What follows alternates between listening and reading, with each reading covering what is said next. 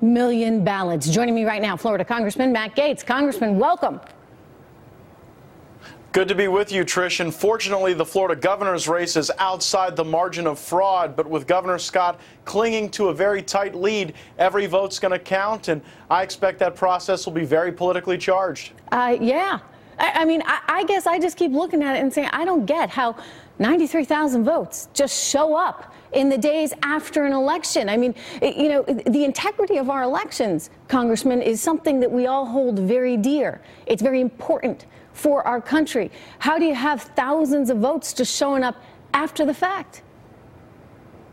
Well, we have no chain of custody for over 80,000 ballots that were almost spoken into existence down in Broward County. We've already had judges rule that the Broward and Palm Beach supervisors of elections broke state statutes. Both then violated court orders that required transparency. And it seems as though there's this big question in the national media, well, where's the smoking gun? Where's the proof of fraud? The point that we'd like to make to the American people is that when you stand in the way of transparency, when you block access to the printouts that each machine spits out regarding the ballots cast, when you don't provide a ballot reconciliation regarding how many ballots were voted and how many were returned blank, then it becomes impossible to triangulate the fraud. My concern, Trish, is that this could all be a trial run for 2020. Democrats might be looking for what mechanisms open the door for fraud and what might be closed off. And my hope is that we'll be able to find that, we'll be able to have full transparency, and that we will not have a 2020 presidential election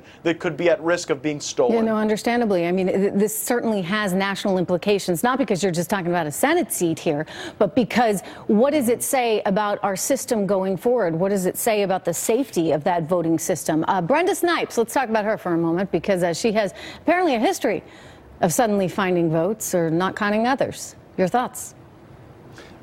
Brenda Snipes in 2016 was found by a court to have illegally destroyed ballots. I mean, that's a pretty serious offense in Florida, and unfortunately she was not removed at that time. I've called on Governor Scott to immediately suspend Brenda Snipes in Broward County and Susan Booker in Palm Beach County.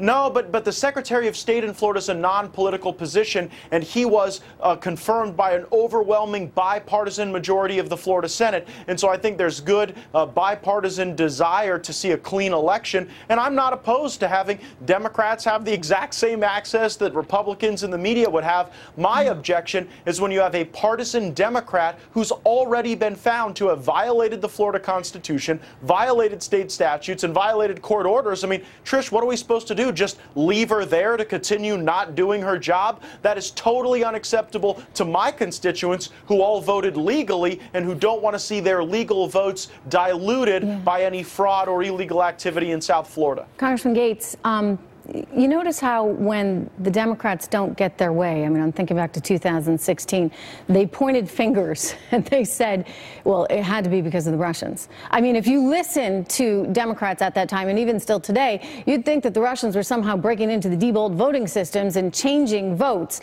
along the way. But now with President Trump coming out and saying, listen, you know, maybe the results of the actual day should stand because we have to have some kind of process here, and you can't just show up with 93,000 votes after the fact.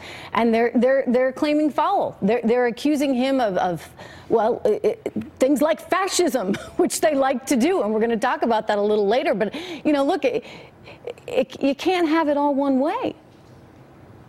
No, you're absolutely right, and my concern is that this is the new flavor of the resistance. First, they showed up at our town halls. We passed tax cuts anyway. Then they started screaming at us in restaurants, and we had election success. Now, they don't like the results of that election, and so they're trying to steal the elections that they can't win with the voters. We cannot allow this to happen in the United States. We have to go all over the world, Trish, and preach the virtue of democracy and of a representative republic. And if our own backyard we're not able to stop these type of shenanigans, it undermines the credibility of our argument globally. I agree with you on that one. Very quickly, because I got to run, but your thoughts on McSally's loss there in Arizona tonight?